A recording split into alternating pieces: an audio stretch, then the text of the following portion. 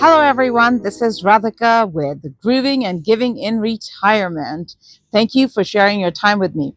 This channel is all about living our best life in retirement or early retirement, giving back to our communities, and the glue that holds it all together, financial freedom. I retired in 2021. I early retired, and since then, I've been living just a great life. I will tell you, the grass is greener on this side. And of course, I've been following my passion. So I left my career, 23-year long career, to focus on my NGO, A Childhood for Children, which I started back in 2012 while I was still working full time. And I wanted to leave my corporate life to focus on my passion, which is providing essential items to impoverished children. That's what the not-for-profit does. I'll put a link in the description below, should anyone be interested in looking us up. So since then, we've been traveling, we've been doing our charitable projects, and we really have been doing our best life, living our best life. And like I said, all of that is made possible by financial freedom, which is a vague concept. And in another video, I have addressed, what does that mean? How do you want to think about it? How did I think about it? I don't want to say how you should think about it. Now, I've been getting a lot of questions since we retired. And in this video, I'm going to lay out those questions and I'm going to cover one in depth. So let's begin. Questions that I've been getting. How do you plan your trips? I.e., how do you select your destination?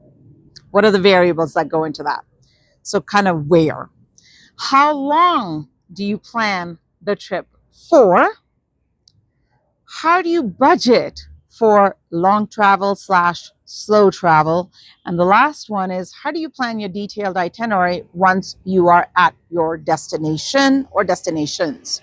So let's begin with, how do we plan the where? There are several factors that we consider, and I am not saying these factors have to be for you. In fact, one of those factors are completely not applicable to anybody who's not, who doesn't live in the US. So right off the back, I can say, cross that one out. But here are the 4 things that we consider.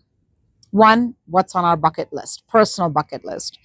2, what is on our professional needs list? And I'll explain that a little bit more. 3, what are we doing with regards to my not-for-profit, A Childhood for Children? And 4, medical and medical insurance reasons. That's the factor that anybody who's not a US person can just totally ignore, because you have no idea what I'm talking about. And in the beginning, we did have another factor in that we were looking to see if we wanted to live outside the US. But that factor, we quickly realized, just could not apply to us. So let me just go a little bit in depth and give examples. So the first one, our personal bucket list. Now, I just want to be clear that throughout my career, both my husband and I have been very fortunate. We've gotten very long vacation times from our jobs. And so we've always traveled. For as long as I can remember, I've always wanted to travel, and I've been with my husband a very long time, and we've been traveling throughout. And we've been to over 60 countries. We've been to all 7 continents. So we've always been traveling. But traveling in retirement is very different. It's slow travel.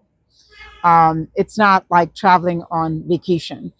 So our bucket list wasn't very long when I left my corporate job in 2021, but nevertheless, we did have items on the bucket list. Several of them included climbing Mount Kilimanjaro, Everest Base Camp, Antarctica. Now, we do have a few other remaining on our bucket list, but it's much, much, much shorter than it was when we first started.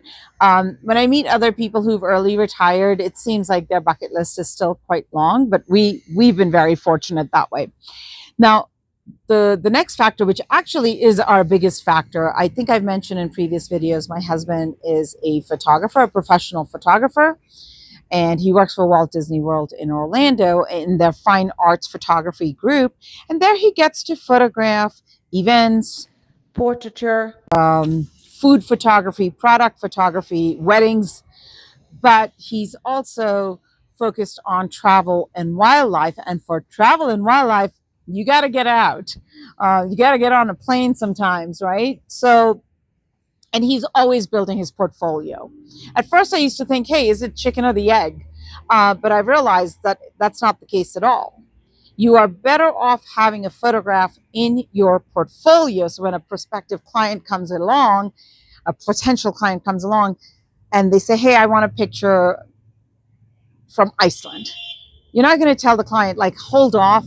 I'll jump on a plane, go to Iceland, take a photo, come back and show you my spread of photographs.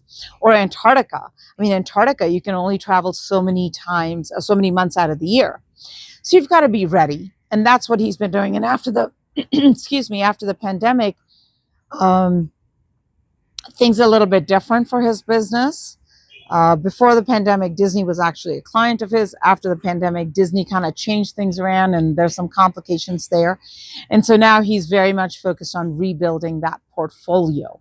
And so some of the places were on his professional needs list. Antarctica was very much on his professional needs list, as was the Southern Hemisphere. He didn't really have a lot of photos from the Southern Hemisphere other than Namibia, Botswana, South Africa, and some Australia. So he really wanted to build up his portfolio with the Southern Hemisphere, New Zealand, a lot of South America, Antarctica, obviously. So that's actually one of our, I would say, biggest variables, because, we're doing it more for sort of our profession, let's say. Now, the third variable that we consider is, where are we going for a childhood for children? And by the way, there is overlap. Okay, it is not like this list does not have anything that matches another list. There's a lot of overlap, so that's actually helpful. Sometimes the decisions just get made for you, which is a good thing. So, for example, a childhood for children, we travel every year. We go to Panama because we have children that we support who are malnourished under the age of 5, where we provide them with fortified baby formula every year over year. So we go to Panama and we spend time with the children. We play with them. We feed them.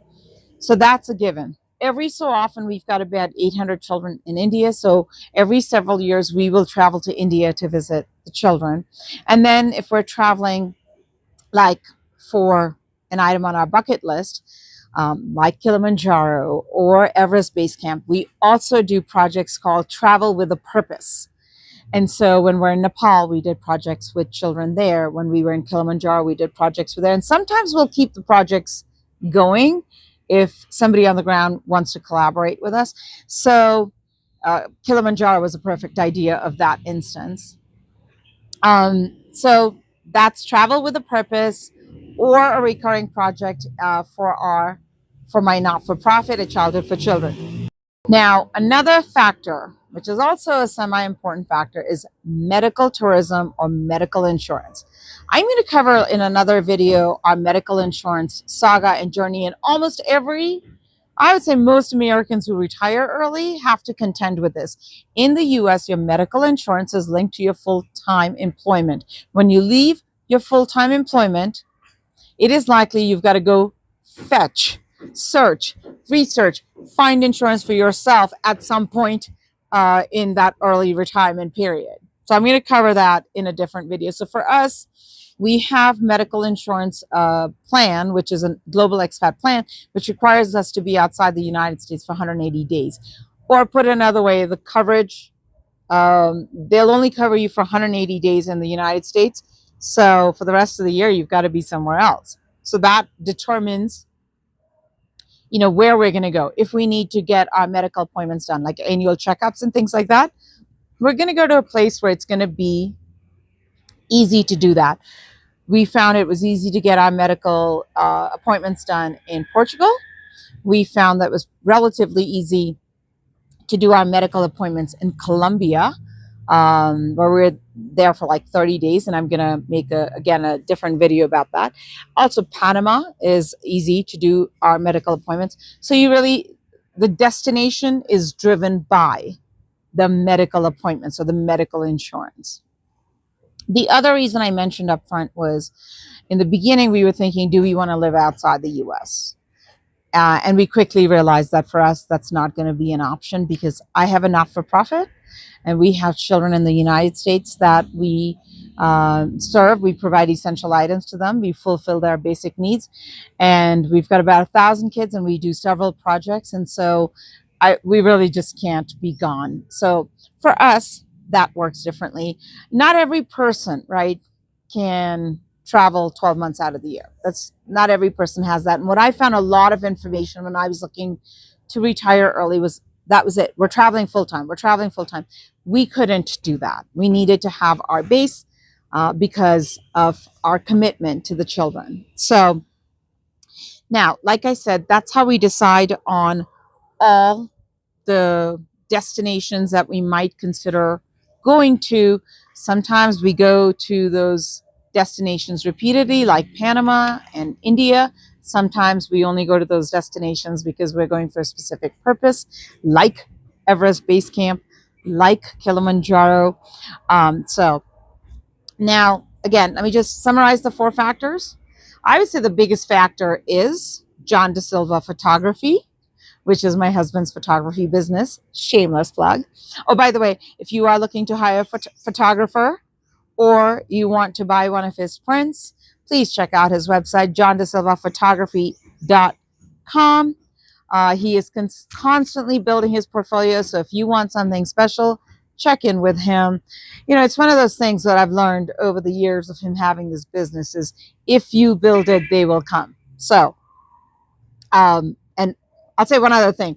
It is great having a photographer because I've never had to think about like what's going to go up on my walls, home or office. In fact, I would always say to him, can I get a picture to put in my office? Because when I was having a stressful day working, 60, 70 hours a week, sometimes I'd be on a conference call and I'd just look at his photo and that stress level would just come down. It's kind of like that movie Collateral with Jamie Foxx. His character is a cab driver and he'd have like a little picture of his dream destination, I think it was, on the inside of his visor, and he'd put it down and he'd say, that's my mini vacation, 5-minute vacation. That's how I used to feel. So again, shameless plug, but if you are looking for photographs to decorate your home, office, whatever, look up his website. Now, so like I said, 4 variables, one we've dropped off. First, John De Silva Photography. What is he trying to build in his portfolio? That's really important. Second is bucket lists, personal bucket lists, cross-reference those. Third, our charity projects, right? So that determines our destination. And fourth is medical and medical insurance. And I will talk about, like, for instance, in 2024, we went to Canada for about 6 weeks. That was part of our living our 180 days outside the US. And how do we manage that? That'll be in the budget video. There are some tips and tricks that I can tell you that bring down the cost of spending 180 days traveling on the road, right? So, and still having your regular life back home and not creating a double budget, let's call it. In the next video, I am going to talk about how do we determine, again, the length in each destination. And I will talk about, like I said, the budget. I will also put out a video for detailed itinerary in other videos, so please stay tuned. Thank you again for spending your time with me. I am Radhika. This is Grooving and Giving in Retirement, where we live our best life in retirement or early retirement, and the glue that holds it all together, financial freedom. Please like, subscribe, and ring that notification bell. Ding, ding, ding. You know the drill. Thanks, everyone. Cheers.